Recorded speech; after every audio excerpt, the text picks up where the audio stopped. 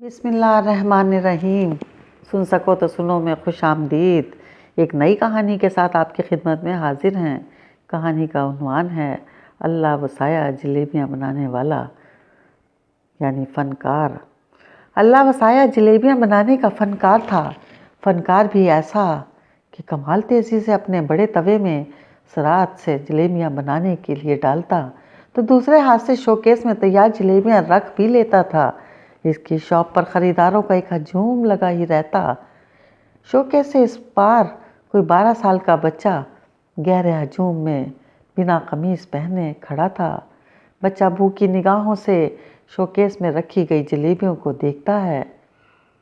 اس کی آنکھوں میں موجود تاثرات بتا رہے تھے کہ وہ کئی وقتوں سے بھوک کے لیے بے رحم پنجے کا شکار ہے۔ بچہ اپنی معصوم نظروں سے سب کو گردن گھما گھما کر دیکھتا۔ گاہکوں کا ایک جم غفیر آتا ہے اور جاتا ہے۔ اس ننھے سے معصوم بچے کو لوگ ہاتھ سے پکڑ کر ہٹا دیتے ہیں کیونکہ معاشرے کا یہ انسان ان کی خریداری میں خلل محسوس ہو رہا تھا۔ لیکن کچھ دیر بعد یہ بچہ پھر آ کر شوکیس کے ساتھ لگ جاتا ہے۔ ہزاروں کی خریداری لوگ کر رہے ہیں۔ پھر کسی گاہک نے ہاتھ سے پکڑ کر اس بچے کو دکان سے نکالا۔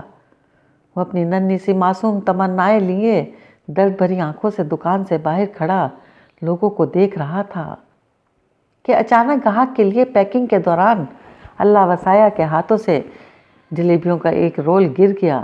نہ تو گاہک نے اس کو اٹھانے کی ضرورت محسوس کی اور نہ ہی اللہ وسایا نے، کیونکہ وہ شہر کا جانا مانا رئیس تھا اور اس کا آرڈر بھی تو 5000 کا تھا۔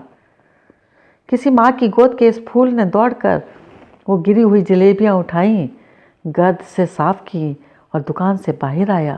پھر تیزی سے دوڑ لگا کر وہاں پہنچا جہاں اس کی قمیص پڑی تھی۔ وہ اٹھائی اور پھر دوڑتا چلا گیا۔ کافی دور دوڑنے کے بعد اس کو خیال آیا کہ جلیبی یوں کھلی رکھی ہے، خراب ہی نہ ہو جائے۔ سامنے دیکھا تو ایک اشتہار پڑا تھا۔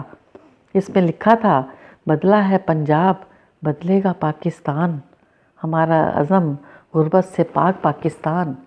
اس نے وہ اشتہار اٹھایا، جلیبی رکھی اور رول کر کے لپیٹ لی۔ مختلف راستوں، گلیوں، محلوں سے گزرتے ہوئے وہ ایک دروازے کے سامنے رکا۔ سانسیں ٹھیک کیں اور پھر دروازہ کھولا۔ سامنے ہی ایک بچہ تھا، شاید 2 یا 3 سال کا بچہ تھا، ایک چھوٹے سے پتھر سے کھیل رہا تھا۔